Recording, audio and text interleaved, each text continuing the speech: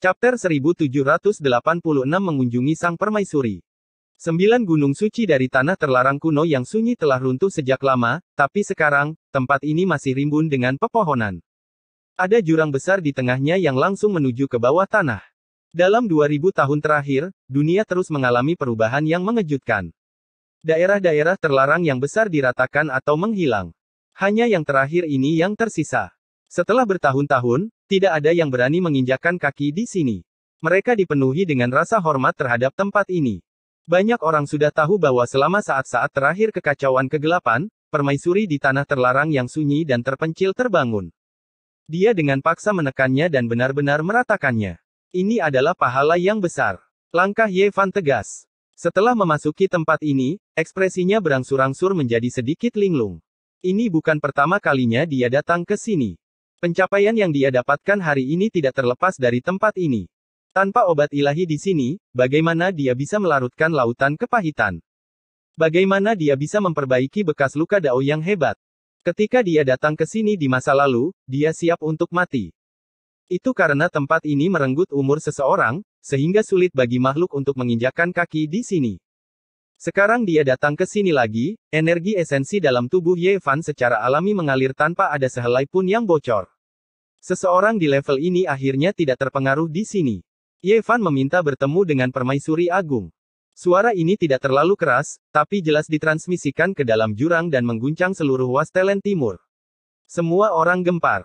Ye Fan telah datang, dan dia benar-benar memasuki tanah terlarang terpencil kuno yang paling misterius. Banyak orang yang sangat terkejut. Apakah kedua raksasa itu akhirnya akan bertemu? Tidak ada yang mengira bahwa dia datang untuk meratakan area terlarang, karena Permaisuri adalah satu-satunya penguasa area terlarang yang telah melindungi umat manusia dan menekan kekacauan kegelapan. Meskipun ini adalah tempat yang berbahaya, selama seseorang tidak menyinggung perasaannya, secara alami tidak akan ada bahaya. Semua orang takut padanya, tetapi mereka juga merasakan rasa hormat yang tak terbatas dari lubuk hati mereka. Ini benar-benar membuat orang menantikannya. Pertemuan antara fisik ilahi Ye Fan dan Permaisuri membuat orang-orang di dunia bersemangat. Mereka ingin melihat secara langsung apa yang akan terjadi. Sayangnya, mereka hanya bisa memikirkannya dan tidak bisa mewujudkannya. Bertahun-tahun telah berlalu. Tanaman di sini masih melimpah, tetapi pusat area terlarang telah menjadi lebih bobrok. Jurang itu pernah meledak di masa lalu dan tertutup retakan yang tidak pernah diperbaiki. Diam-diam, seorang budak yang terpencil muncul. Dia mengenakan pakaian kuno. Dia adalah sage kuno Xia Feng, dan dia telah menemui Kaisar Azure berkali-kali di masa lalu. Pada akhirnya, dia jatuh ke dalam jurang ini. Dengan ekspresi kosong, dia menunjuk ke Ye Fan, mengundangnya ke dalam jurang. Kakak. Di luar tanah terlarang sunyi kuno, Nan kecil memandang dengan cemas. Dia memiliki perasaan aneh tentang tempat ini, dan jantungnya berdebar. Dia takut sesuatu akan terjadi pada Ye Fan. Jangan khawatir. Komatsu menghiburnya. Dia sangat tenang saat dia menarik Nan kecil dan menunggu dengan tenang di luar area terlarang. Ye Fan melangkah maju, turun ke dalam jurang. Dia segera merasakan aura yang menakutkan, dan energi esensi dalam tubuhnya hampir mengalir keluar. Dia tidak bisa menahan diri untuk tidak menghela nafas. Wilayah tengah benar-benar aneh, benar-benar mempengaruhi para ahli tingkat kaisar yang hebat. Itu sangat misterius dan menakutkan. Akhirnya, suatu hari, dia melangkah ke tempat ini. Emosinya rumit, dan dia bahkan tidak berani memikirkannya di masa lalu. Ye Fan sangat penasaran dengan tempat ini. Dia benar-benar ingin tahu bagaimana Permaisuri telah menghabiskan waktu bertahun-tahun di bawah tanah. Di dasar jurang, dulunya ada reruntuhan besar, tapi sekarang, semuanya telah menjadi reruntuhan. Era apa yang ditinggalkan ini?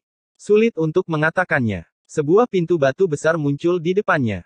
Itu sunyi dan dalam, seolah-olah terhubung ke wilayah langit yang luas. Seorang Permaisuri Agung sepertinya sedang menunggu sendirian di jalan menuju keabadian. Ini adalah perasaan aneh yang muncul di hati Ye Fan. Tempat ini sangat sunyi sehingga membuatnya merasa tidak nyaman.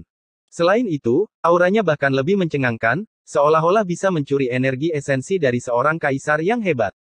Dia melirik Xia Feng dengan aneh. Keadaan orang bijak tua ini sedikit istimewa. Dia seperti boneka, tapi dia sepertinya memiliki kecerdasan. Justru aura khusus inilah yang membuatnya bisa bertahan begitu lama. Pintu batu terbuka dengan suara gemuruh, dan kabut surgawi segera melonjak keluar, memperlihatkan dunia yang aneh. Ini menyebabkan kelopak mata Ye Fan berkedut. Ketika dia melihatnya, dia berpikir bahwa dia telah tiba di ujung jalan menuju keabadian, gerbang surgawi. Ada alam surgawi yang tidak jelas di depan. Itu berada dalam jangkauan, tetapi ketika seseorang benar-benar melangkah masuk, itu terasa sangat jauh. Ini adalah sesuatu yang dihasilkan melalui kekuatan magis yang luar biasa. Sekarang, benda itu sudah menyatu menjadi satu. Tingginya 1 meter, seperti pohon, tetapi juga seperti rumput. Seluruh tubuhnya berkilau dan mengalir, 9 jenis daun yang berbeda tumbuh di atasnya. Meskipun tidak berbuah, ia sudah mekar menjadi bunga. Ye Fan berhenti, merasa sangat terharu. Dia menatap tangkai obat abadi ini di sisi jalan, melamun. Alasan dia bisa mendapatkan pencapaiannya saat ini tidak terlepas dari obat ini. Wangi kelopaknya menyerbu lubang hidung, mengalir dengan warna-warna cemerlang. Seluruh tangkai bunga itu sangat indah dan ilusi. Tangkai induk yang telah bergabung menjadi satu berkali-kali lipat lebih cemerlang dari sebelumnya, dikelilingi oleh sejenis misteri Dao yang mendalam. Ye Fan tiba-tiba mengerti. Tangkai obat abadi ini menghasilkan 9 tangkai, dan kemudian bergabung menjadi satu. Ini tidak dilakukan secara acak, melainkan permaisuri mendapatkan beberapa jenis Dao besar. Dia berjalan ke depan. Pikirannya terguncang, karena dia melihat sarang naga yang sangat besar. Energi kacau melonjak, beberapa peti mati naik dan turun di dalamnya. Sarang naga kekacauan primal. Setelah bertahun-tahun berlalu, Ye Fan mengira bahwa mereka telah menghilang dari biduk. Dia tidak pernah menyangka bahwa permaisuri akan memindahkan mereka ke sini. Ini semakin membuktikan bahwa dia benar-benar orang yang kejam. Setelah lebih dari 200.000 tahun, dia selalu ada di sini, tidak mati. Sekarang, Ye Fan benar-benar merasa bahwa permaisuri itu tak tertandingi. Apakah dia akan bersaing dengan Huang di pengadilan langit dan bumi? Dia jelas tidak kalah 1 poin pun. Dia terus terlahir kembali, mengubur dirinya di masa lalu, menyimpan peti mati di sarang naga kekacauan primal. Betapa menakjubkannya hal ini. Sarang naga kekacauan primal yang dipandang oleh 10.000 ras kuno setara dengan Gunung Ungu, Gunung Kaisar kuno, sebenarnya hanya bisa berfungsi sebagai tempat pemakamannya. Naga sejati emas terbang. Ketika melihat Ye Fan, ia tampak terkejut, melarikan diri ke sarang naga seperti gumpalan asap. Ye Fan tidak bisa berkata-kata. Ini adalah obat abadi naga sejati yang hampir dia tangkap saat itu. Itu sunyi sepanjang waktu, Xie Feng seperti hantu, tidak mengucapkan sepatah kata pun dari awal sampai akhir. Setelah beberapa saat, mereka tiba di kedalaman terdalam. Sebuah istana perunggu sederhana dan kuno muncul, berdiri di tengah-tengah alam abadi. Istana ini disertai dengan mata air yang jernih dan dihiasi dengan rerumputan yang menakjubkan dan bunga-bunga yang indah. Istana kuno itu tampak sangat megah. Pada saat itu, dia masih seorang kultivator kecil yang tidak mengetahui luasnya langit dan bumi. Bisa keluar hidup-hidup benar-benar sebuah keajaiban. Namun, dia tidak bisa lagi melihat orang yang telah memasuki tempat ini bersamanya. Dia merasa pahit dan terluka di dalam hatinya. Dia berdiri di sana untuk beberapa saat sebelum menyingkirkan kekecewaannya dan mengikuti orang bijak kuno Xie Feng ke dalam istana perunggu.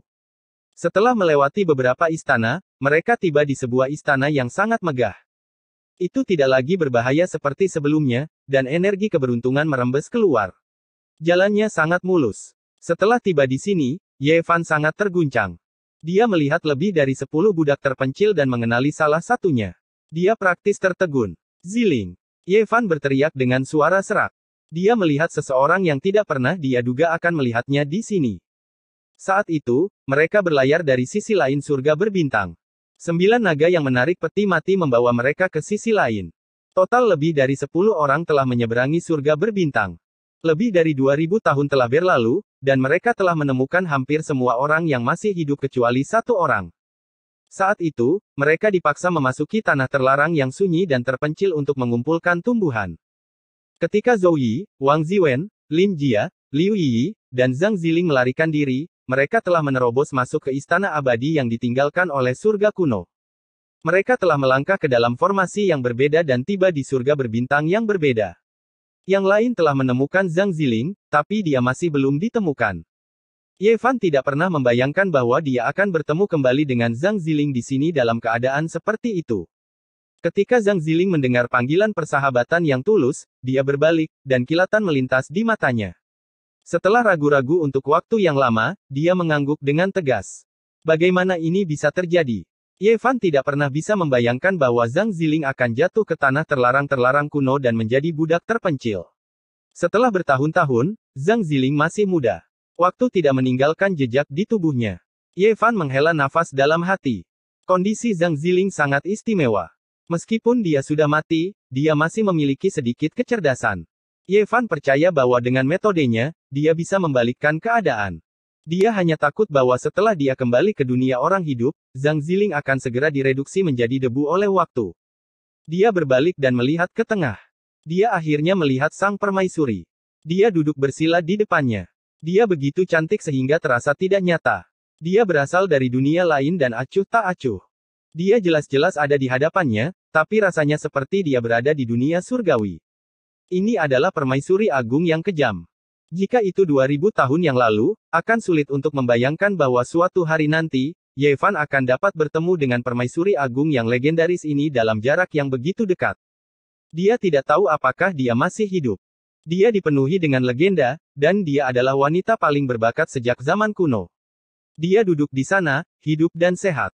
Salam, permaisuri agung, kata Ye Fan. Pada saat yang sama, jantungnya berdegup kencang. Permaisuri agung diselimuti kabut. Di belakangnya berdiri dua orang wanita. Mereka tampaknya adalah anak-anak Taois. Salah satunya adalah saintes giok surgawi, yang telah dia lihat sebelumnya. Yang satu lagi menyebabkan emosinya melonjak naik turun. Itu sebenarnya adalah Li Xiaoman. Dia sebenarnya telah menjadi budak yang terpencil di dunia ini. Ye Fan membuka mulutnya dan merasakan gelombang kepahitan. Saat itu, dialah yang secara pribadi menjatuhkan Li Xiaoman ke dalam jurang. Permaisuri agung membuka matanya. Dia tampak sedikit linglung, tetapi setelah beberapa saat, matanya menjadi jernih. Dia tidak mengatakan apa-apa. Dia mengangkat tangannya, dan sebuah sajadah muncul. Itu sepenuhnya terbuat dari daoqi. Ye Fan duduk sangat dekat dengannya. Dia menahan pikirannya. Jika berita tentang dia duduk di seberang permaisuri agung yang kejam seperti ini tersebar, itu pasti akan mengejutkan dunia. Saya di sini untuk meminta bimbingan dari permaisuri agung. Bagaimana cara hidup selamanya? Teman-temanku sudah tua. Aku tak ingin melihat mereka layu dan meninggal. Aku tahu. Permaisuri agung adalah orang yang paling berbakat sejak zaman kuno. Saya di sini untuk meminta Anda mengajari saya. Ye Fan banyak bicara, tetapi permaisuri agung tidak menanggapi sama sekali. Ekspresinya tenang dan acuh tak acuh, seperti peri yang diukir dari batu giok halus. Setelah sekian lama, istana perunggu abadi menjadi tenang. Pada jarak sedekat itu, Ye Fan dapat dengan jelas merasakan kekuatan pihak lain dan kedalaman yang tak terduga. Benar. Karakter, abadi, berdarah di kedalaman istana perunggu ditinggalkan oleh permaisuri agung setelah ada yang tidak beres selama metamorfosisnya. Meskipun tubuhnya meledak, esens spiritnya tidak mati. Pada saat ini, Ye Fan memikirkan banyak hal. Saat itu, permaisuri agung mengalami kecelakaan selama metamorfosisnya, dan tubuhnya hancur. Lubang itu seharusnya ditinggalkan olehnya. Tiba-tiba, permaisuri agung menunjuk ke arah budak yang terpencil. Jalan menuju keabadian dan metode untuk hidup selamanya. Apakah benar-benar tidak ada hal seperti itu? Ye Fan merasa sedih. Jika ada cara, mengapa permaisuri agung mengubah orang-orang ini menjadi budak terpencil? Hanya keadaan aneh seperti itu yang bisa membuat mereka hidup selamanya dengan dunia. Ye Fan menghela nafas. Di dunia ini, benar-benar tidak ada orang yang bisa abadi. Bahkan permaisuri agung sendiri hampir mati selama metamorfosisnya. Bagaimana bisa seseorang tidak mati? Bagaimana seseorang bisa hidup selamanya? Apakah jalan menuju keabadian itu bohong? Tanya Ye Fan. Dia tidak melakukan ini untuk dirinya sendiri. Dia benar-benar tidak ingin teman-temannya mati satu demi satu. Jalan yang ditempuh setiap generasi untuk menjadi abadi adalah jalan menuju keabadian. Permaisuri agung akhirnya berbicara. Suaranya seperti suara alam. Namun, ketika dia mendengarnya, itu seperti guntur di telinga Ye Fan. Tubuhnya bergetar, dan kemudian seluruh tubuhnya menjadi dingin. Chapter 1787 Apakah ada peri? Jalan yang dilalui oleh generasi abadi adalah jalan keabadian. Ye Fan merasa kedinginan dari ujung kepala sampai ujung kaki. Kalimat ini membuatnya memikirkan banyak hal. Apakah ini definisi dan pemahaman permaisuri agung tentang keabadian? Jika dia memahaminya seperti ini, kemana perginya Ji Ziyue dan Zi kecil? Tempat seperti apa yang mereka masuki? Ye Fan mengepalkan tinjunya, merasa kedinginan. Dia tidak bisa berbicara untuk waktu yang lama dan hanya duduk di sana, tidak bisa bergerak. Dia baru bisa tenang setelah sekian lama. Dia merasa bahwa dia mungkin terlalu banyak berpikir. Permaisuri Agung hanya mengatakan satu kalimat dan mungkin tidak bermaksud demikian. Ye Fan meminta bimbingan lagi, tapi Permaisuri Agung mengabaikannya. Dia seperti patung giok, cantik dan berkilau. Dia tidak berbicara lagi dan memperlakukan kata-katanya seperti emas. Istana perunggu abadi begitu sunyi sehingga orang bisa mendengar suara peniti jatuh. Namun, dunia luar, bagaimanapun, gempar. Wilayah tandus timur berguncang dan alam semesta berada dalam kekacauan. Pertemuan kedua raksasa itu mempengaruhi saraf semua orang. Sulit membayangkan bahwa fisik ilahi telah mencapai langkah ini. Dia bisa memasuki jurang untuk berbicara dengan orang itu. Itu, Kaisar Agung. Sebagai seseorang dari era yang sama dengan Ye Fan, ketika dia melihat ke belakang, dia merasa itu tidak nyata. Apa yang dimaksud dengan Kaisar Agung? Ada terlalu banyak legenda sejak zaman kuno. Siapa yang bisa membandingkan? Dia tidak dapat dijangkau di hati orang-orang. Siapa Kaisar Agung? Dia bahkan lebih kuat dari orang-orang di era mitologi dan menekan para dewa. Beberapa orang menghela nafas. Ye Fan dulu berada di garis start yang sama dengan mereka, tapi sekarang dia jauh di depan mereka. Dia bisa duduk berhadapan dengan Kaisar Agung dan berbicara. Pada saat ini, semua orang merasa rumit. Ini terutama bagi mereka yang pernah berkompetisi dengan Ye Fan sebelumnya. Mata mereka dipenuhi dengan kebingungan. Itu adalah keberuntungan mereka untuk dapat hidup di era yang sama dengan orang seperti itu karena mereka telah menyaksikan seorang legenda. Itu juga merupakan kesialan mereka. Bintang-bintang itu sangat terang, tetapi siapa yang bisa menyaingi mereka? Di bawah kecemerlangan mereka, semua bintang lainnya meredup. Apakah ada yang abadi? Di bawah jurang, mata Ye Fan jernih dan dia akhirnya menanyakan pertanyaan mendasar ini. Ya, hati Ye Fan bergetar hebat. Seolah-olah nyala api telah dinyalakan di lautan kesadarannya. Itu seperti lampu surgawi yang menerangi jalan di depan, membuyarkan kabut dan membuat tatapannya tegas. Dia berdiri dan melakukan pembungkukan badan yang luar biasa. Itu hanya satu kata, tapi baginya, itu bernilai lebih dari 100 kitab suci kuno. Kaisar Agung Vicious telah menerobos kepalsuan dan menunjukkan jalan baginya. Dewa-dewa itu benar-benar ada. Jawaban ini seperti mercusuar yang berkedip-kedip dengan cahaya sepanjang zaman. Makna dari jawaban ini sangat dalam dan signifikan, dan memperkuat hati dan daunnya.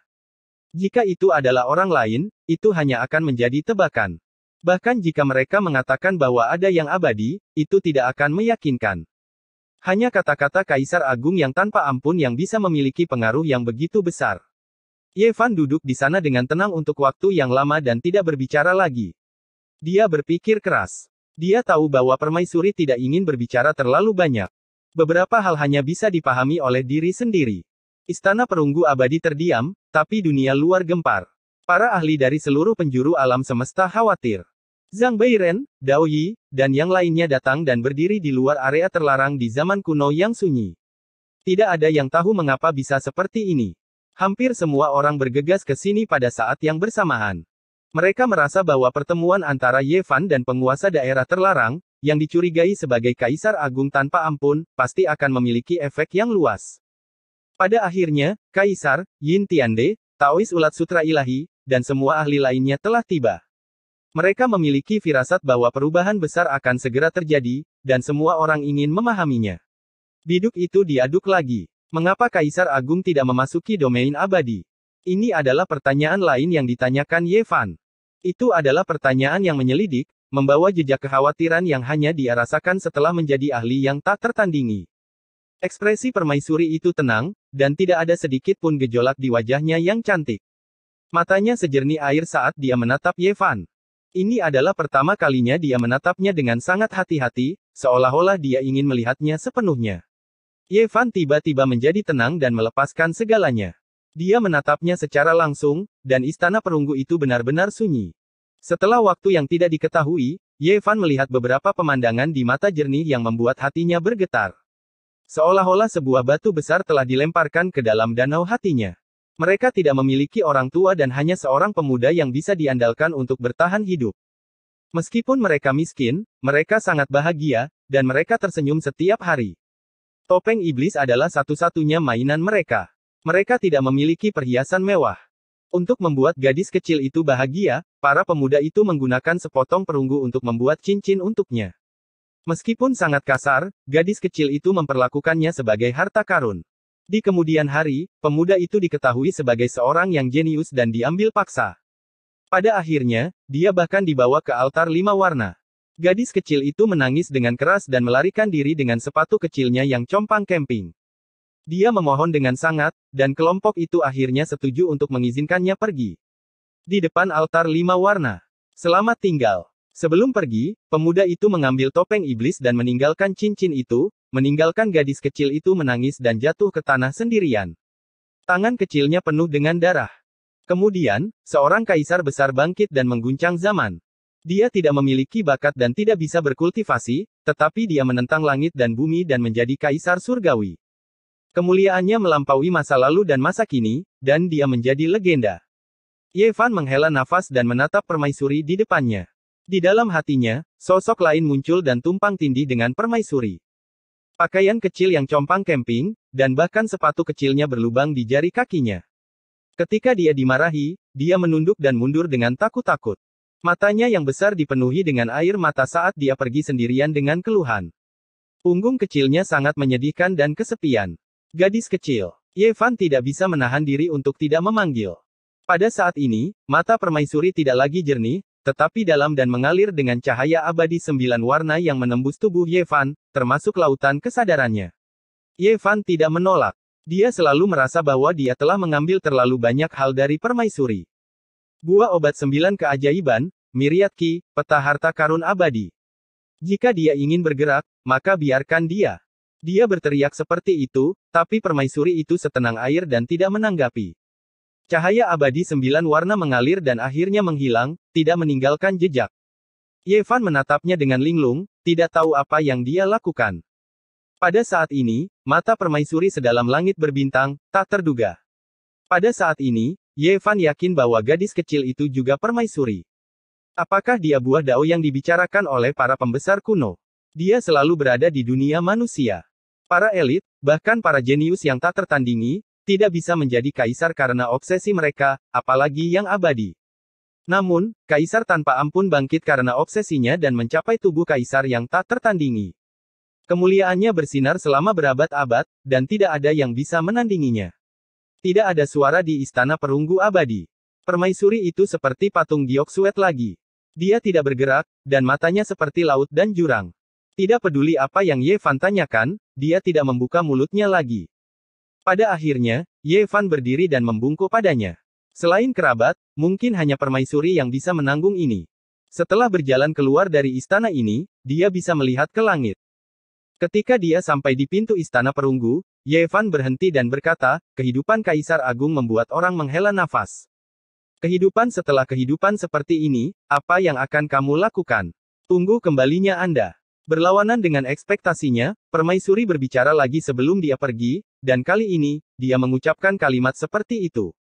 Tubuh Ye Fan bergetar dan membeku di tempat. Dia ingat bahwa dalam gambar buram yang dia lihat barusan, pemuda itu tidak berbeda dengannya. Setelah berdiri di sana untuk waktu yang lama, hati Ye Fan menjadi tenang. Dia tahu bahwa orang yang ditunggu-tunggu oleh kaisar tanpa ampun bukanlah dia. Kamu, itu hanya satu orang, dan itu adalah pemuda itu. Sebagai seorang kaisar agung, dia berpikir sejenak dan melihat kebenaran. Benar untuk mengatakan bahwa kaisar tanpa ampun sedang menunggunya mencapai puncak kejayaannya untuk melihat apakah mereka dapat mencerminkan jiwa bunga yang sama. Seberapa kuat obsesi ini? Setelah berpikir dalam-dalam, hati Ye Fan bergerak lagi. Tatapan permaisuri terlalu dalam. Apa yang ingin dia lihat, juga terkait dengan rahasia keabadian yang ekstrim. Bukan untuk keabadian, tapi untuk menunggu kembalinya dia di dunia manusia. Ye Fan berbalik dan pergi dengan langkah besar. Dia melompat ke jurang kuno dan berjalan keluar dari area terlarang ini. Ada banyak orang yang menunggu di sana. Semua orang merasa bahwa perubahan besar akan segera terjadi. Namun, ketika Ye Fan keluar, meskipun mereka merasa dia berbeda, tidak ada yang istimewa yang terjadi. Semua orang terkejut. Setelah pengalaman ini, temperamen Ye Fan berbeda. Tatapannya sangat tegas, seolah-olah dia ingin melihat masa lalu dan masa kini. Kakak Ye, apakah Anda mendapatkan sesuatu abadi? Ye Fan hanya mengucapkan kata ini tanpa menyembunyikan apapun. Namun, semua orang merasakan gelombang kecurigaan saat mendengar ini. Mereka saling memandang dengan cemas. Semua orang berkumpul di sini dan memiliki firasat, tetapi mereka tidak menyangka itu adalah jawaban satu kata ini. Banyak orang tidak mengerti, tapi Ye Fan tidak menjelaskan apapun. Di luar area terlarang kuno, Komatsu memimpin gadis kecil itu. Mata gadis kecil yang murni dan tanpa celah itu dipenuhi dengan kebahagiaan. Melihatnya kembali dengan selamat, dia melambaikan tangan padanya sambil tersenyum tipis. Ye Fan berjalan mendekat dan menggendongnya. Dia meletakkannya di bahunya dan pergi bersama Komatsu dengan langkah besar. Para ahli sejati menyaksikan dengan tenang dan tidak mengatakan apa-apa lagi. Di kejauhan, beberapa kultivator kecil menunjukkan ekspresi aneh. Apakah masih ada seseorang di dunia ini yang bisa duduk di pundak seorang kaisar besar?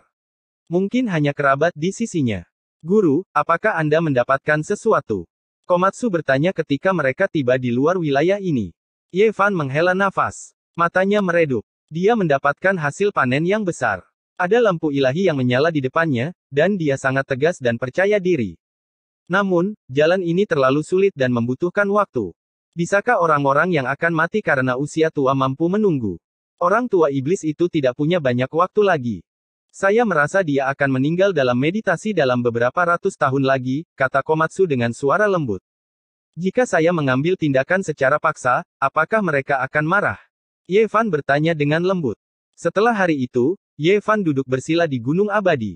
Tidak ada pikiran yang mengganggu di dalam hatinya, hanya memikirkan umur panjang dan keabadian. Jalan Kaisar adalah titik terakhir. Semua makhluk tertinggi sejak zaman kuno telah mencapai titik ini. Jalan itu sudah mencapai ujungnya. Tidak ada jalan lain di depan. Jika tidak ada jalan, maka kita akan menginjak jalan baru dan melanjutkannya sendiri. Ye Fan tahu bahwa ini sangat sulit. Ada begitu banyak pahlawan sejak zaman kuno. Makhluk surgawi dari era legendaris, kaisar kuno, dan kaisar agung dari era kuno semuanya tampaknya telah gagal. Dia sangat kuat, tapi bisakah dia mengalahkan semua orang? Namun, jika dia tidak melakukan ini, apa lagi yang bisa dia lakukan? Jalan kenaikan yang hampir seperti ilusi itu membutuhkan 1 juta tahun lagi. Di dunia ini, selain mengandalkan dirinya sendiri, apa lagi yang bisa dia lakukan? Chapter 1788 belum pernah terjadi sebelumnya. Ini adalah era yang sangat gemilang, era yang berkembang pesat yang belum pernah terjadi sebelumnya. Ada terlalu banyak pahlawan. Akumulasi dari generasi yang tak ada habisnya meletus di era ini, kecemerlangannya membuat semua orang menghela nafas dalam kekaguman. Di era ini, garis keturunan muncul satu demi satu, dan para jenius muncul satu demi satu. Jika ini terjadi di dunianya, pasti akan sangat mengejutkan. Namun, di era ini, bintang-bintang bersinar dengan gemilang. Semua orang telah melihat terlalu banyak. Bahkan anak-anak dari daerah terlarang dibunuh satu demi satu, dan bahkan anak-anak kaisar kuno tidak bisa melarikan diri. Semua orang menjadi mati rasa. Saya cukup beruntung untuk dilahirkan di era ini, menyaksikan kecemerlangan yang luar biasa. Bahkan kaisar-kaisar besar di zaman sekarang pun dikalahkan. Mengalami era seperti ini benar-benar membuat seseorang bersemangat. Saya cukup malang untuk dilahirkan di era ini, bertemu dengan terlalu banyak orang jenius. Bahkan seseorang yang sekuat saya pun telah memudar ke dalam kerumunan. Kesedihan macam apa ini? Jika saya berada di dunia lain, saya tidak akan tertandingi di bawah langit. Ini adalah dua desahan yang berbeda, yang mewakili dua tipe orang yang sama sekali berbeda. Itu sudah cukup untuk menjelaskan segalanya. Waktu berlalu dengan cepat, dan beberapa ratus tahun telah berlalu. Ye Fan sudah berusia 2700 tahun. Dalam hidupnya yang panjang, ini tidak banyak. Periode waktu ini tidak lama, tetapi banyak generasi orang telah berubah di dunia ini. Selama periode waktu ini, banyak hal yang terjadi. Di masa lalu, kata abadi dari Ye Fan membuat hati banyak orang bergetar. Pada akhirnya, ada ahli tertinggi yang tidak bisa menahan diri. Mengandalkan kekuatan mereka, mereka menirunya dan memasuki tanah terlarang yang sunyi dan terpencil kuno, mencari audiensi dengan permaisuri. Namun, mereka tidak menerima jawaban. Mereka berinisiatif untuk melompat ke dalam jurang, ingin memberikan penghormatan. Pada akhirnya, sebuah telapak tangan giok yang berkilauan menamparkan, meledakkan ahli tertinggi itu menjadi kabut berdarah. Kaisar Semu, seseorang dari lapisan ke-9 surga, namun dia bahkan tidak bisa menerima satu pukulan pun.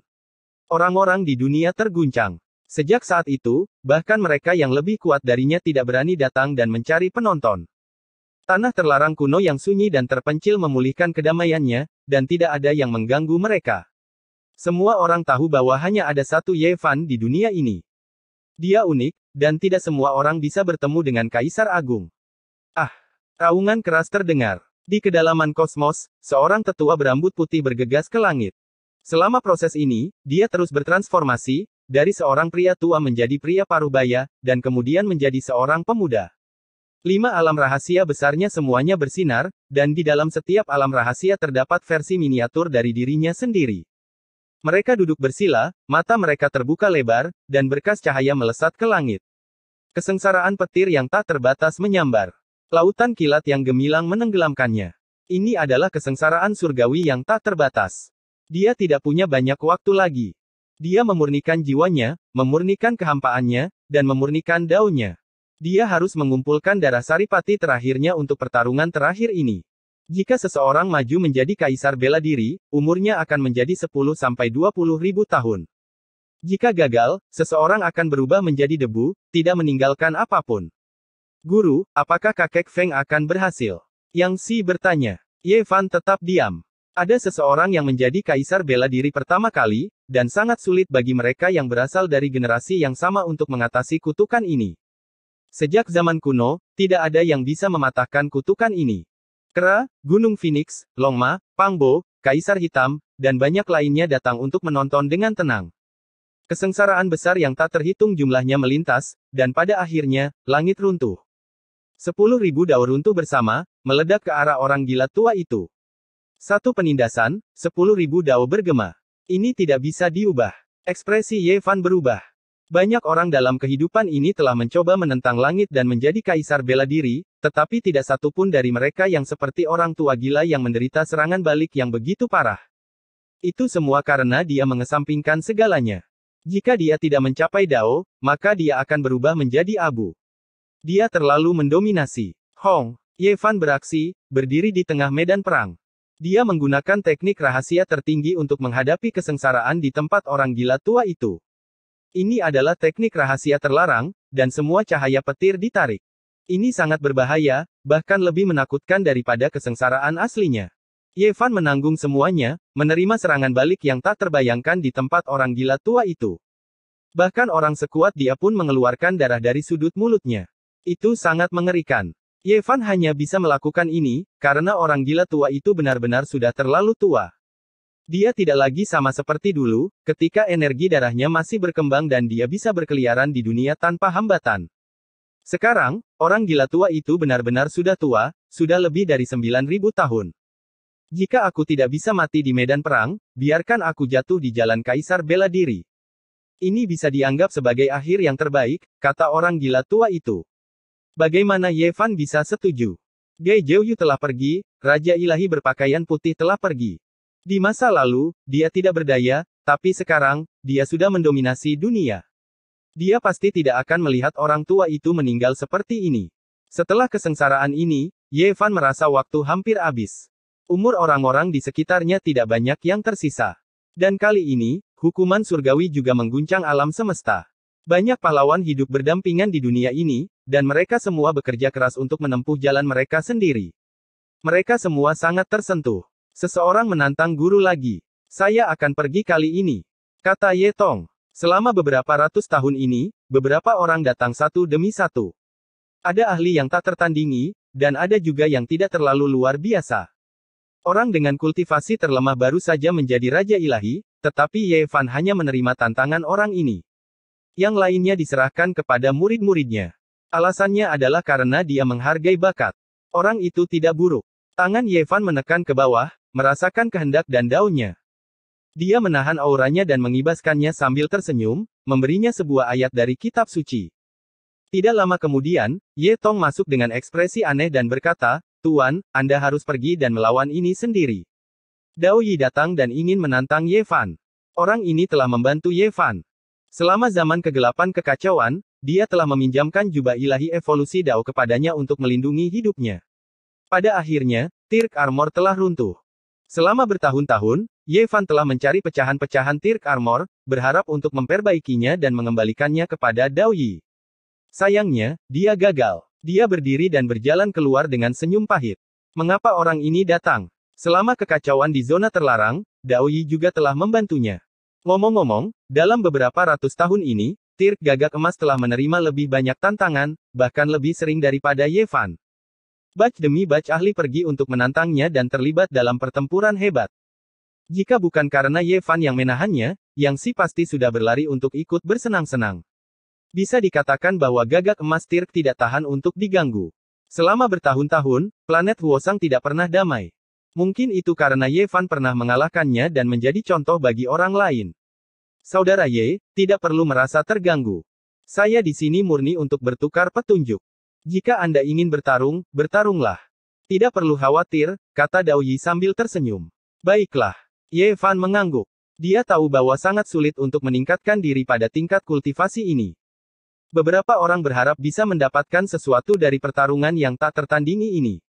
Di medan perang mitos, pertempuran besar terjadi. Pertempuran ini memiliki dampak yang besar. Para ahli dari seluruh dunia bergegas datang. Api menerangi langit dan hukum ilahi tidak ada bandingannya. Alam semesta bergetar dan dunia berguncang. Pertempuran ini sangat intens, memukau semua orang yang melihatnya. Pada akhirnya, Dao Yi dikalahkan. Ye Fan berhenti di saat yang tepat dan menggunakan esensi darahnya sendiri untuk menyembuhkan luka Dao Yi. Dia juga mengembangkan bagian dari hukum Dao untuk membantu Dao Yi memahami Dao. Pada akhirnya, saya dikalahkan. Dao Yi menghela nafas. Kamu dikalahkan oleh belenggu dunia ini, kata Ye Fan. Tapi kamu tidak terkekang, kata Dao Yi. Setelah beberapa saat, saya akan mengundang saudara Dao Yi untuk mencoba menentang langit bersama, kata Ye Fan. Pertempuran ini memiliki dampak yang besar. Itu membuka awal dari pertempuran besar. Setelah itu, banyak orang mulai menantang Ye Fan, ingin bertarung dengannya. The Golden Crow Tirk akhirnya menghela nafas panjang. Dia tidak tahu apakah dia harus bersukacita atau merasa sedih. 100 tahun kemudian, di Gunung Abadi, Ye Fan tiba-tiba membuka matanya. Auranya bahkan lebih kuat. Di atas kepalanya, puluhan ribu dao meratap. Semua orang terkejut. Pada saat ini, di mana-mana di alam semesta merasakan aura yang tak terlukiskan. Mereka tidak bisa menahan diri untuk tidak gemetar. Ini, seseorang akan menjadi seorang Tirk. Dia bahkan belum melewati kesengsaraan, tapi sudah ada aura yang tak terlukiskan yang menyelimuti seluruh alam semesta, menyebabkan lautan berbintang bergetar. Ini dari Istana Surgawi. Itu pasti Sein fisik Ye Fan. Apakah dia akan menentang langit? Di era dengan penindasan Tirks, dia benar-benar bisa mencapai langkah ini. Apakah dia benar-benar akan menentang Dao dan menjadi Tirk yang sempurna? Orang-orang tidak bisa mempercayai semua ini. Tirk, Zhang Beiren, dan Tai Chu semuanya terkejut. Mereka terbangun dari keterasingan mereka dan membuka mata. Sinar cahaya cemerlang menembus langit. Guru, apakah Anda benar-benar melakukannya? Anda dapat menentang penindasan Daos dunia dan benar-benar menjadi seorang Tirk. Ye Tong sangat terkejut. Ye Fan mengangguk, tapi ekspresinya sangat serius. Pada saat ini, Komatsu dan Yang Si juga bergegas mendekat. Kemudian, Kaisar Hitam, Pang Bo, Li Tian, dan yang lainnya bergegas mendekat. Dia tidak bisa percaya bahwa seseorang akan menjadi Tirk dan hidup berdampingan dengannya di dunia ini. Ini belum pernah terjadi sebelumnya sejak zaman kuno. Pada akhirnya, semua ahli tertinggi tahu bahwa Ye Fan akan menentang langit dan menciptakan keajaiban yang belum pernah terjadi sebelumnya. Dia akan menjadi seorang Tirk. Cahaya kesengsaraan surgawi yang besar berkedip-kedip dan bergemuruh. Seperti yang diharapkan dari suci fisik terkuat dalam sejarah. Dia istimewa. Di mana-mana gempar. Namun, istana surgawi anehnya sunyi karena Ye Fan mengatakan sesuatu yang mengejutkan semua orang. Tuan, Anda mengatakan bahwa jika kita semua melampaui kesengsaraan bersama dan menjadi Tirk, Anda akan menghancurkan belenggu dunia untuk kita. Itu benar. Ye Fan mengangguk dengan ekspresi serius. Ini adalah hasil dari dedikasinya selama bertahun-tahun. Dia telah mencapai titik kritis dan akan menentang langit dan menghancurkan penindasan Daos dunia. Kemudian, dia akan memimpin beberapa orang untuk melampaui kesengsaraan bersama. Pada saat ini, Ye Fan menggunakan kehendak ilahi untuk menghancurkan alam semesta. Dia memanggil Dao Yi, si monyet, dan juga meminta orang-orang untuk mengundang orang gila tua dan iblis manusia. Kedua orang tua itu kekurangan energi darah dan seharusnya mati dalam meditasi. Namun, mereka secara paksa dibersihkan oleh Ye Fan dengan darah esensinya sendiri. Dengan demikian, mereka masih ada di sana, tetapi mereka menghabiskan sebagian besar waktu mereka dalam pengasingan. Tidak ada yang menyangka Ye Fan begitu gila dan berani. Dia terlalu kuat. Ini terlalu berbahaya. Guru, tidak masalah bagi Anda untuk melampaui kesengsaraan sendirian, tetapi jika Anda melakukannya untuk kami, kemungkinan besar akan ada masalah besar. Komatsu dan Ye Tong menyimpulkan bersama dan sampai pada kesimpulan bahwa itu sangat berbahaya. Tubuh dan jiwa Ye Fan bisa hancur kapan saja. Jangan khawatir, tidak ada yang akan terjadi padamu. Saya juga punya cara untuk melindungi diri saya sendiri, kata Ye Fan. Waktu adalah yang terpenting. Ini adalah serangan pertama menuju keabadian, sekaligus langkah pertama. Ye Fan berharap dia bisa berhasil. Dao Yi, monyet, Jiang Tingting, iblis manusia, dan orang gila tua itu datang. Setelah mengetahui rencana Ye Fan, mereka semua terkejut. Tidak banyak waktu, ayo mulai. Kata Ye Fan. Petir tak terbatas menyambar di langit dan hendak menyambar. Baiklah, kalau begitu mari kita ambil risiko dan ciptakan legenda yang belum pernah terjadi sebelumnya. Pada akhirnya, semua orang setuju. Berapa banyak risiko yang mungkin ada dalam hidup ini? Jalan menuju keabadian dimulai dengan langkah pertama ini. Ye Fan berkata dalam hatinya. Kemudian, mereka menghilang dari Istana Bintang.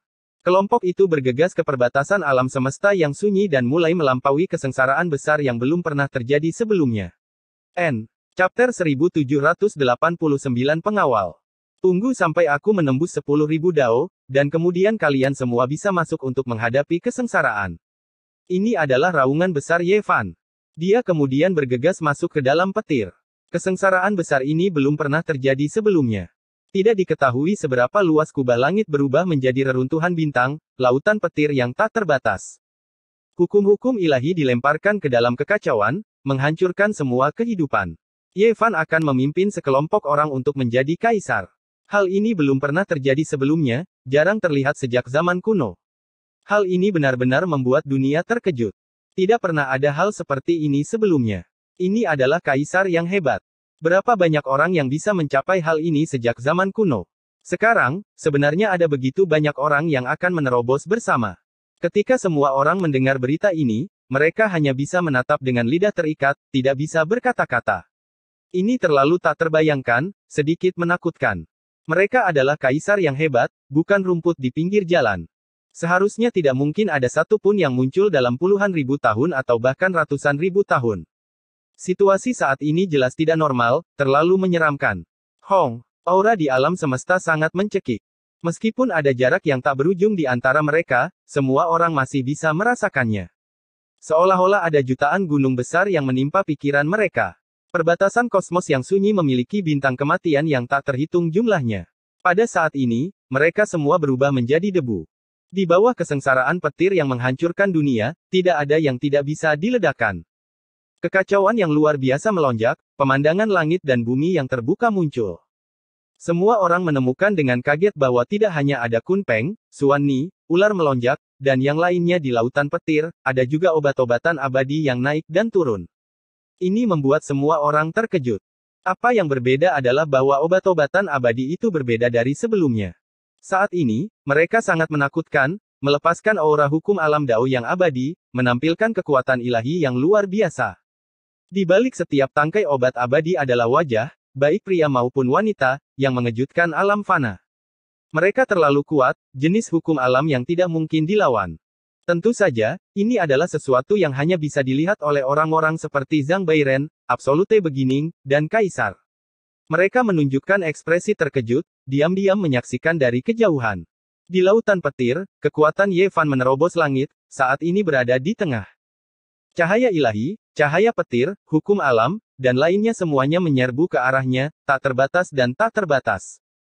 Sungai-sungai bintang meledak, alam semesta terbuka sekali lagi. Jenis pemandangan ini terlalu menakutkan, kekuatan penghancurnya tak tertandingi. Bahkan jika kaisar-kaisar agung kuno dihidupkan kembali, mereka masih akan terkejut. Hukuman surgawi ini terlalu kuat, mampu membacok makhluk tertinggi sampai mati. Di planet Wosang, mata gagak emas Tirk berkedip-kedip, dan ekspresinya terus berubah. Akhirnya, dia menghela nafas. Ini belum pernah terjadi sebelumnya. Semua ahli dari ras gagak emas gemetar ketakutan. Setelah bertahun-tahun, mereka sudah menyerah pada pemikiran untuk membalas dendam. Meskipun ras mereka telah menghasilkan penguasa iblis tertinggi, dia dikalahkan oleh fisik orang suci yang paling kuat dalam sejarah. Apakah dia benar-benar akan menentang langit? Dia sebenarnya ingin menjadi kaisar bersama dengan teman-temannya. Cara seperti ini belum pernah terlihat sebelumnya sejak zaman kuno. Siapa yang berani bersikap sombong saat menjadi kaisar? Di seluruh alam semesta, beberapa ahli yang tak tertandingi menghela nafas. Ini terlalu sulit dipercaya. Kekuatannya di luar imajinasi. Dia bahkan lebih kuat dari ayah saat itu. Huolin, berbicara dengan lembut. Matanya yang indah mengalir dengan kecemerlangan, dan rambut birunya yang indah menari-nari tertiup angin. Sosoknya tinggi dan ramping, dan kulitnya seperti batu giok halus. Kecantikannya mengejutkan dunia. Di sisinya, kilin api juga menunjukkan ekspresi serius yang belum pernah terjadi sebelumnya. Dia seperti macan tutul naga, tubuhnya ramping dan kuat, tatapannya tajam seperti pisau saat dia menatap ke kedalaman kosmos. Apakah dia benar-benar akan menentang langit? Dalam organisasi dewa, dewa pedang berambut putih mengungkapkan ekspresi aneh sambil membawa pedang panjang di punggungnya. Sungguh fisik orang suci yang hebat. Benar-benar sangat kuat yang belum pernah terjadi sebelumnya. Di Istana Dao, lelaki tua penebang kayu itu menghela nafas. Apakah kita juga bersiap untuk menjalani kesengsaraan? Dia juga telah memberitahu kami. Meskipun sangat terburu-buru, itu belum terlambat, kata lelaki tua bergigi kuning itu dengan cahaya aneh di matanya. Pada saat ini, semua ahli yang tak tertandingi di alam semesta terkejut. Huang Sudao, Yin Tiande, dan yang lainnya terdiam. Kekuatan semacam ini benar-benar di luar dugaan mereka. Boom! Di lautan guntur, Ye Fan melawan. Satu demi satu, obat abadi secara tak terduga menjadi kesengsaraan pembunuhan yang paling menakutkan. Di balik setiap obat adalah wajah manusia yang memancarkan aura kuno. Seolah-olah mereka telah ada selama era yang tak terhitung jumlahnya. Seperti yang diharapkan, obat abadi menyembunyikan rahasia terbesar alam semesta. Tidak heran bahkan Tirk ingin membesarkannya untuk dipelajari, kata Ye Fan dengan lembut. Meskipun dia berada di tengah-tengah kesengsaraan besar, dia tidak bisa menahan diri untuk tidak terkejut. Saat dia merenung, dia melakukan yang terbaik untuk menolak hukuman surgawi. Semua guntur dan kilat saling bertautan. Apakah ini tingkat hukuman surgawi tertinggi dalam kesengsaraan besar? Guntur menjadi semakin kuat. Kesengsaraan petir yang tak berujung turun untuk membantu Ye Fan dengan sekuat tenaga, ingin menghentikannya menjadi seorang Tirk. Pada akhirnya, obat abadi terbang, dan cahaya lainnya membanjiri alam semesta.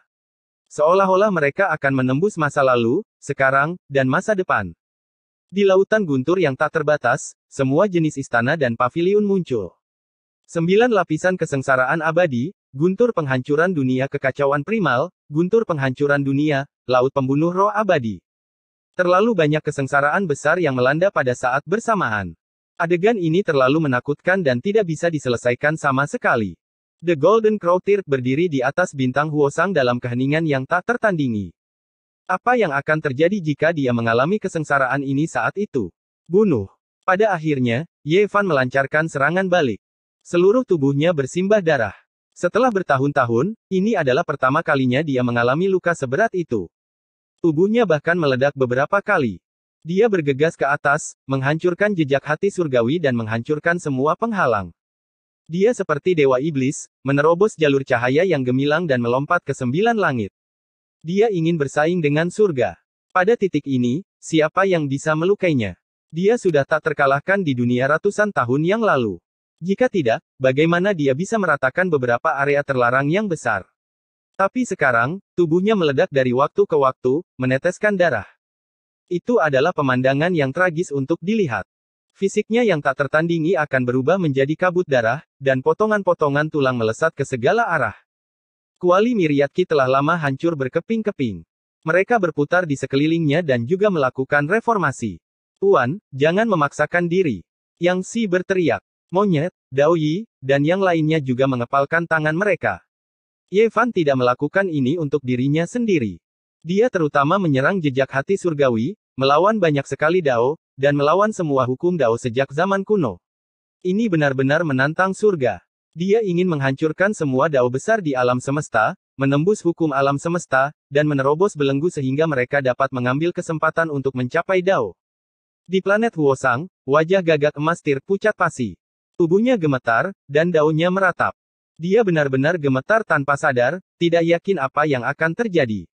Ah! Ye Fan meraung. Dia nyaris lolos dari kematian, dan tubuhnya berlumuran darah. Dia tidak tahu berapa kali tulang-tulangnya telah diremukkan. Dia tidak bertarung untuk mendapatkan daonya sendiri. Sebaliknya, dia menekan semua dao, membersihkan langit yang penuh dengan hukum dao, dan memberi Ye Tong, Yang Si, dan yang lainnya kesempatan untuk melampaui kesengsaraan dan menjadi tir. Setelah bertahun-tahun, dia akhirnya merasakan sakit seperti ini lagi. Dia terus-menerus menghadapi ancaman kematian, dan seluruh langit diwarnai dengan darahnya. Guru, jangan seperti ini. Anda bisa melampaui kesengsaraan sendiri dengan tenang. Komatsu berteriak. Mata besarnya yang murni sudah dipenuhi dengan kecemasan. Ye Fan, jangan lakukan ini. Kami menghargai niat baikmu. Monyet itu berteriak. Sekarang keadaan sudah seperti ini, menjadi seorang tir tidaklah penting lagi. Kami hanya ingin bisa duduk bersamamu dan minum secangkir anggur saat kami menjadi tua nanti. Dengan begitu, kami bisa mempertahankan hidup kami. Dao Yi mengirimkan suara. Orang gila tua, iblis manusia, dan yang lainnya juga meraung dengan marah, menyuruh Ye Fan untuk menghentikan tindakan yang menentang surga semacam ini dan tidak mempertaruhkan nyawanya untuk mereka. Ye Tong dan Jiang Tingting bahkan lebih lagi menghasilkan energi yin dan yang, mengubahnya menjadi kekacauan primitif. Mereka ingin membimbing Ye Fan kembali dan tidak bertarung seperti ini. Mereka tidak ingin dia mati. Ye Fan meledak sekali lagi, dan tubuhnya hancur berkeping-keping. Sama seperti Kuali, dia ditempa berulang kali. Rambutnya acak-acakan, tapi matanya menjadi lebih mengintimidasi. Dia tidak mau menyerah. Boom! Dia telah meledakkan jejak inti surga, menembus 10.000 dao dan menghantam dunia yang cerah. Pada saat ini, seluruh alam semesta terkejut. Mereka tiba-tiba tidak bisa merasakan dao yang hebat lagi. Ya, semua tanda dao tampaknya telah menghilang. Alam semesta sepertinya telah lumpuh. Pada saat ini, hati semua orang terasa kosong. Termasuk Kaisar Agung Gagak Emas. Dia terkejut, dan seluruh tubuhnya menggigil. Jari-jarinya terkepal begitu erat hingga memutih, kehilangan warna. Dengan suara gemetar, dia berkata, Aku akan jatuh dari alam tir. Dia tentu saja tidak bisa menerima ini. Dia bergegas menuju langit, menuntut penjelasan. Namun, kesengsaraan surgawi yang lebih besar turun dari kejauhan, membuatnya segera menjadi kaku. Kesengsaraan itu adalah cahaya abadi yang kekal. Itu meretas Ye Fan, mengubahnya menjadi debu. Tuan, Ye Fan, saya sudah mencapai langkah ini. Tidak ada yang bisa menghentikanku. Raungan marah terdengar dari dalam abu. Darah dan tulang Ye Fan terbentuk kembali di dalam kehampaan, muncul sekali lagi. Selain itu, Kuali itu juga meminjam cahaya petir untuk merekonstruksi dirinya sendiri, menggantung di atas kepalanya. Aku sudah membuka dao besar sekali, membuat 10.000 dao tersebar. Jalan ini layak, kesimpulan saya benar. Tunggu aku. Ye Fan bertarung dengan semua yang dia miliki. Namun, setelah beberapa saat kekosongan, 10.000 dao meletus, menjadi lebih menakutkan. Mereka menekan bersama-sama, menyebabkan langit dan bumi meledak. Bahkan mereka yang mencapai dao dengan cara lain pun merasa takut. Ye Fan seperti kupu-kupu di tengah badai, bergegas menuju langit lagi dan lagi. Namun, hujan deras turun, kilat menyambar, dan guntur bergemuruh, menghantamnya berulang kali. Dia bahkan hancur berkeping-keping, darahnya memercik ke langit. Namun, dia terus melawan, pantang menyerah, terus bergegas menuju langit. Cukup, jangan coba-coba untuk berani lagi. Jika Anda terus menunda, Anda bahkan akan menyia-nyiakan kesempatan Anda untuk menjadi seorang kaisar. Tidak perlu seperti ini. Kami menghargai niat baikmu, tapi jangan mempertaruhkan nyawamu seperti ini. Anda harus bertanggung jawab atas pengadilan surgawi. Sebuah raungan terdengar dari bawah, menyuruh Ye Fan untuk menghentikan tindakan bunuh dirinya. Ye Fan meraung dengan marah, tidak mau berhenti. Jalan menuju keabadian itu panjang, dan ini baru langkah pertama. Dia tidak ingin menyerah, dan dia terus maju ke depan. Bunuh. Dia meraung dengan suaranya yang paling kuat, mengabaikan harganya, bergegas ke atas. Seluruh tubuhnya bersinar, dan bahkan roh primordialnya mulai terbakar. Dia menghancurkan 10.000 dao, menyebabkan langit dan bumi menjadi tenang. Sekarang adalah waktunya. Aku akan berjaga-jaga sementara kalian semua melalui kesengsaraan. Suara Ye Fan tenang, tetapi mengguncang alam semesta. Dia menghantam dengan tinju demi tinju, melawan 10.000 dao, menyebarkannya sehingga mereka tidak bisa melakukan reformasi, memungkinkan Ye Tong, Yang Si, dan yang lainnya melewati kesengsaraan bersama. Semua orang terkejut, tetapi mereka tidak ragu-ragu. Mereka memilih untuk mempercayainya, karena Ye Fan menggunakan hidupnya untuk mengulur waktu bagi mereka. Mereka semua mulai mempersiapkan diri untuk menghadapi kesengsaraan. Bagaimana ini mungkin? Dia benar-benar melakukannya. Tidak, saya pikir setelah hari ini, mungkin tidak akan ada lagi tubuh ilahi di dunia ini. Bagaimana mungkin seorang manusia bisa melakukan ini? Siapa yang bisa membuat begitu banyak orang mengalami kesengsaraan bersama? Chapter 1790 Kaisar Cheng. Monyet, Dao Yi, iblis manusia, orang gila tua, dan yang lainnya semuanya mengkhawatirkan Ye Fan, tetapi mereka tidak berhenti. Ini adalah kesempatan yang telah ditukar Ye Fan dengan nyawanya, jadi mereka tidak bisa menyia-nyiakannya atau ragu-ragu. Hong Long Long. Semua orang berpencar dan mulai menghadapi kesengsaraan. Mereka ingin menggunakan kesempatan ini untuk masuk ke alam tertinggi yang bisa dijangkau oleh tubuh mereka. Cahaya petir berkedip-kedip dan langit dan bumi meletus.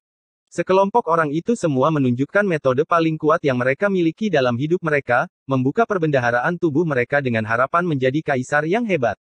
Mereka telah tersebar ke sistem bintang yang berbeda, masing-masing bersiap untuk menghadapi kesengsaraan besar mereka sendiri. Cahaya abadi melesat keluar dalam puluhan ribu garis.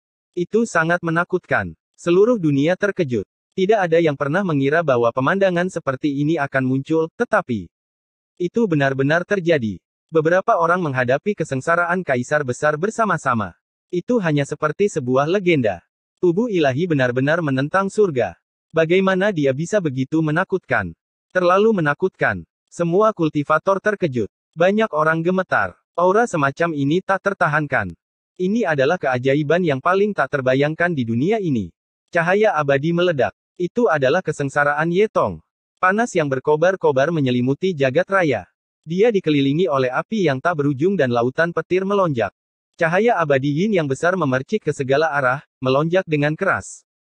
Itu adalah Jiang Tingting yang berdiri di alam semesta seperti permaisuri yang tak tertandingi.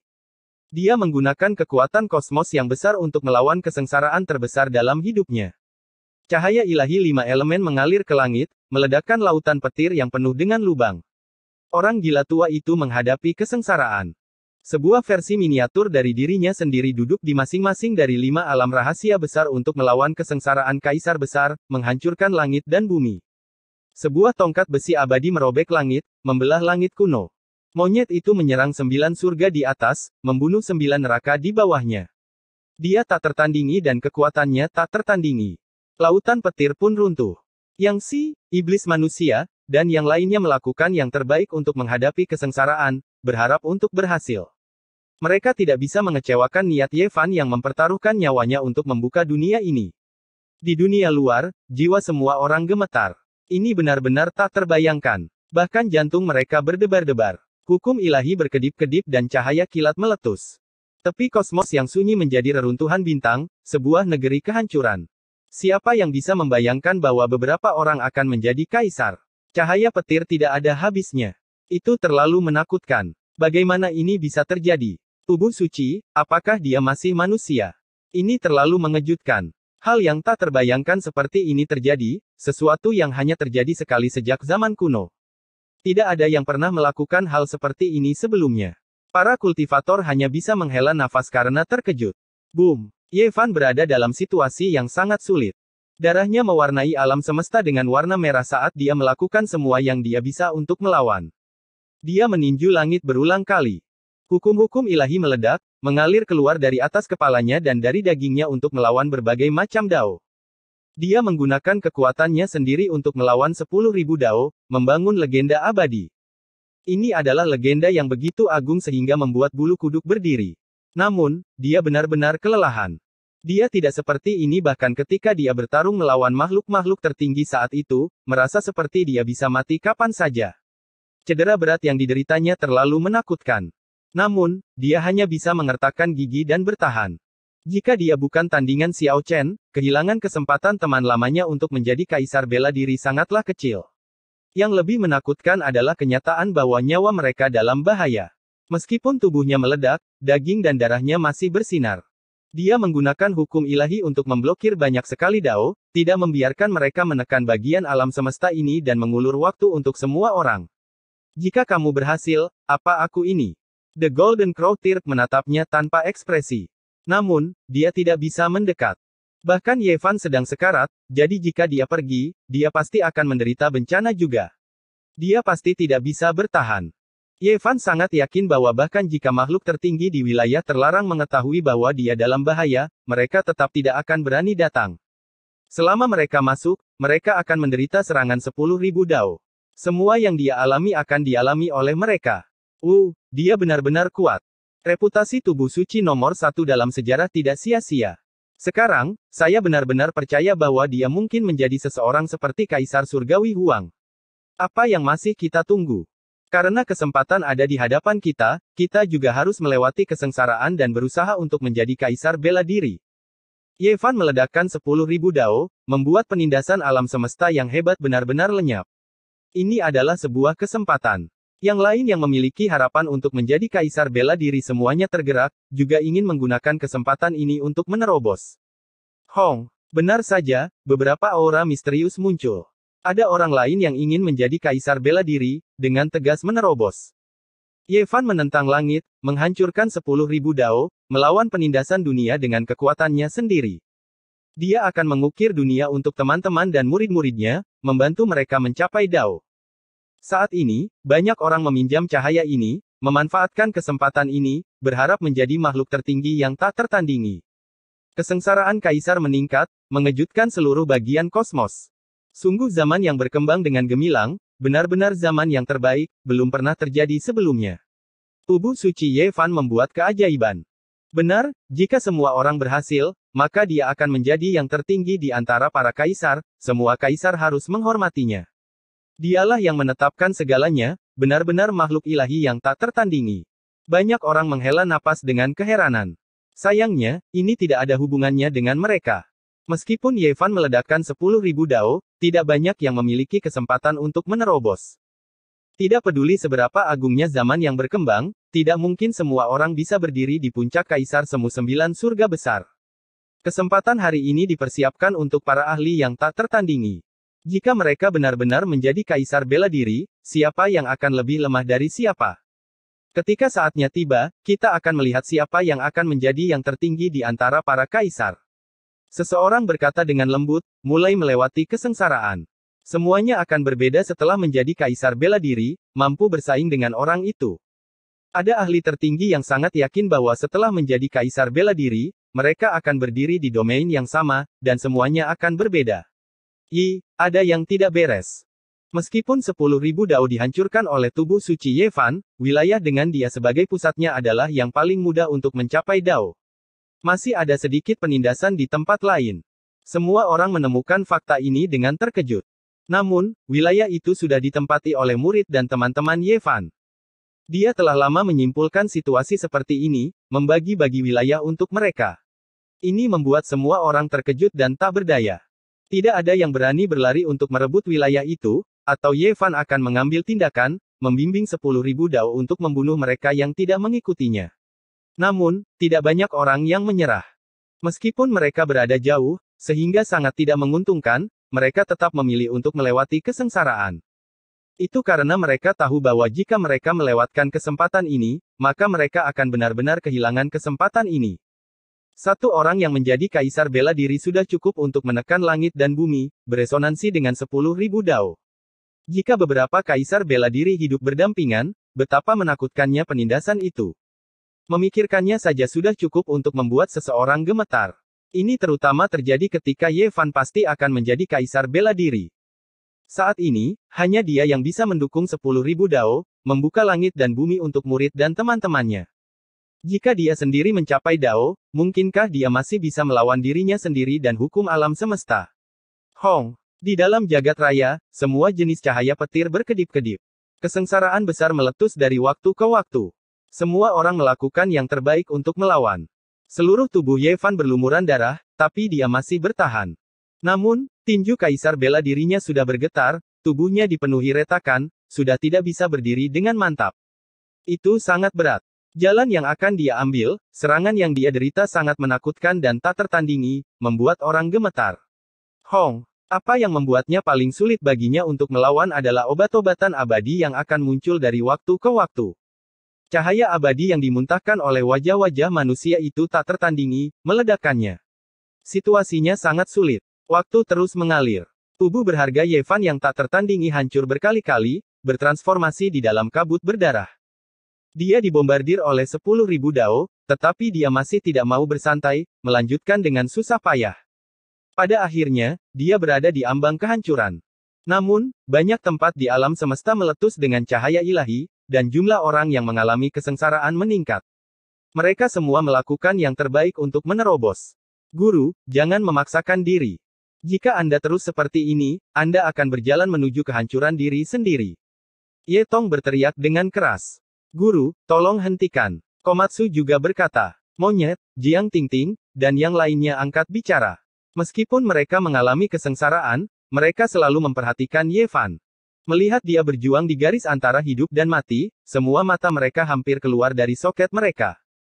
Jika ini terus berlanjut, Yevan pasti akan hancur, dan dia akan berjalan menuju akhir hidupnya. Yevan terdiam. 10.000 dao bangkit kembali, dan pada saat ini, hukum kosmos terus-menerus menekannya. Jalan ini jauh lebih menakutkan daripada yang dia bayangkan, dan sangat sulit baginya untuk bertahan untuk waktu yang lama. Dia bisa membuka jalan kaisar untuk dirinya sendiri, tetapi sulit baginya untuk mendukung semua orang untuk waktu yang lama. Aku akan bertahan sedikit lebih lama. Jika saya tidak bisa, saya akan menyerah. Dia tidak mau menyerah begitu saja, dan dia terus bertahan. Meskipun roh primordialnya terpecah berkeping-keping dan terbakar beberapa kali, raungannya mengguncang alam semesta, meledakkan kembali 10.000 dao. Pada akhirnya, Yevan meraung dengan marah. Apakah langkah pertama dari jalan panjang kehidupan yang disimpulkan untuk semua orang sudah sesulit ini? Jika seseorang tidak menjadi kaisar, bagaimana mereka bisa mengambil langkah selanjutnya dan menjadi abadi? Guru, tolong hentikan. Komatsu berteriak sambil menangis. Hentikan. Yang lain juga berteriak keras, tidak tega melihat Yevan seperti ini. Yevan menghela nafas ringan, mengangguk, dan berkata, baiklah. Setelah menganalisisnya dengan serius, dia tahu bahwa dia telah gagal kali ini. Akan sulit baginya untuk meledakkan 10.000 dao. Wajahnya menjadi redup, tidak dapat membantu semua orang menjadi kaisar, dan lukanya sendiri terlalu parah. Bahkan semangat primordialnya hampir padam. Yevan mengeluarkan raungan keras, menampilkan teknik rahasia yang tak tertandingi, menghadapi kesengsaraan di tempat semua orang. Dia mengumpulkan hukuman surgawi semua orang, dan dia menanggungnya sendirian. Itu karena 10.000 dao akan segera muncul, dan pada saat itu mungkin sangat berbahaya. Dia tidak ingin sesuatu terjadi pada semua orang. Saya akan mundur dan tidak lagi menghalangi 10.000 dao. Mereka yang mengalami kesengsaraan, harap menahan diri dan mempersiapkan diri. Yevan mengirimkan suaranya, memperingatkan para ahli tertinggi lainnya di alam semesta. Apa? Wajah banyak orang menjadi pucat. Namun, pada akhirnya, Yevan memberitahu mereka tepat waktu. Banyak orang yang sangat tegas, segera menanggung kesengsaraan, menahan rasa sakit karena tubuh mereka tercabik-cabik, dengan keras melawan. Namun, mereka tidak mencoba menjadi kaisar dan memutuskan karma mereka.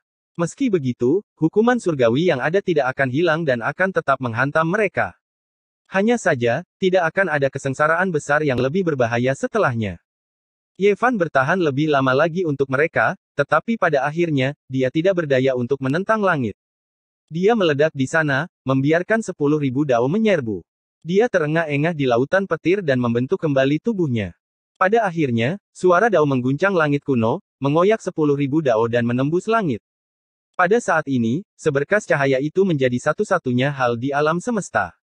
Semua orang gemetar ketakutan, dan tubuh mereka bergetar. Cahaya itu menembus jantung langit dan naik lebih tinggi dari langit. Jantung gagak emas Tirk, yang baru saja tenang, berkontraksi. Dia menghela nafas panjang dan berkata, sungguh tubuh suci yang luar biasa. Kamu benar-benar mampu. Meski begitu, kamu masih ingin membuat keajaiban.